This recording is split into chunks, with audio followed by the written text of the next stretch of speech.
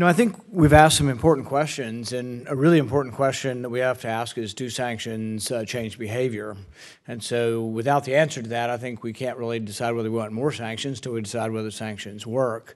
And that's another way of asking the question, do sanctions work? I think with regard to Iran, when the world had sanctions, there obviously is evidence that it worked to bring Iran to the negotiating table. In this case, there really is a question, do they work, and do more sanctions work even better? I think one possibility is that they don't work, and if they don't work, what is the result of sanctions? One result of sanctions might be that it drives Russia more into the sphere of China, and drives countries such as Turkey more into the sphere of either Russia or China. And so I think there are arguments to be made that perhaps more sanctions aren't the way to go. Sanctions are sort of the stick, and the question is, what is the carrot? I would say that one of the carrots might be considering whether or not we continue to insist that Ukraine and Georgia be in NATO. I think that if you really wanted to influence Russia's behavior, and you were talking in a one-to-one basis with Russia, and you were to have some sort of agreement, I think an agreement not to have Ukraine and Georgia in NATO might lead to less conflict in both Ukraine and Georgia.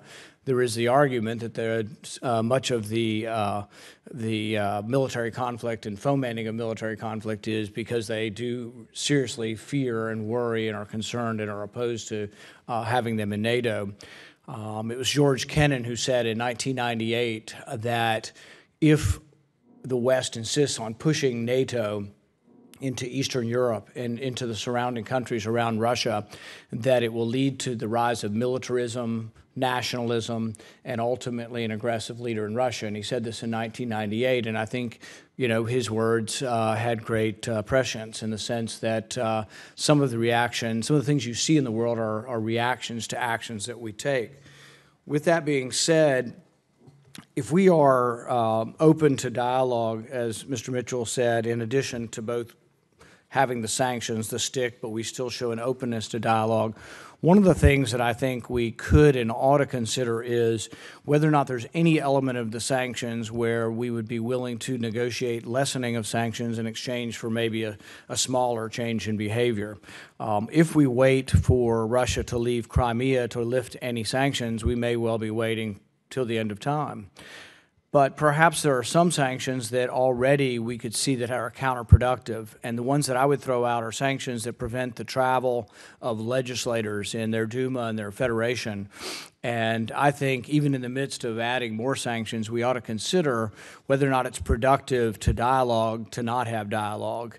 Even if you want to complain about election meddling, you would think that you'd want to meet with the Russian legislators to complain about election meddling. And I think if we cut off dialogue between the legislators in Russia and here, that I don't necessarily see that that's going to change their behavior, but it does block off the ability for us to have dialogue with Russia from their foreign relations to our foreign relations. And so I would just ask that the members of the committee at least think about it as the pushes towards more dialogue, is towards more sanctions, whether or not we ought to at least think about whether or not we want to prevent their legislators from traveling here, and then they do the same basically to our legislators. There are things that, despite our differences, though, that I think we should continue to talk about, and this is, I guess, the basis of my question. The New START Treaty was completed in 2010, expires at the end of 2020. I guess I would ask Mr. Mitchell, where do we stand on discussions with Russia? Do we have ongoing discussions? Do we have negotiators? What is the status of the New START Treaty and our discussions with Russia? Thank you for that question, Senator. And if I could respond briefly to the first part of what you've said, I agree with you that sanctions are a tool of strategic statecraft. And right now the United States has 4,190 sanctions worldwide and 580 against the Russian Federation. What that points us towards is the need for sanctions to always be linked to a clear strategy. I think the role for Congress is to continue to be very specific, as you were in CATSA, about what change of behavior is needed in order for the sanctions to be lifted in any forthcoming legislation. With regard to New START, we've been very clear that Russia's violation of the INF Treaty has created a deficit of trust, and that extends across the arms control ecosystem in all of our conversations with the Russians. We're looking very carefully and closely at the question of the future of New START. I would just say at this point, any decision regarding a potential extension would be made at the appropriate time, and we would determine whether extending the treaty is in the national interest of the United States and our allies. We don't have a formal dialogue on either INF or New START with actual negotiators, or do we?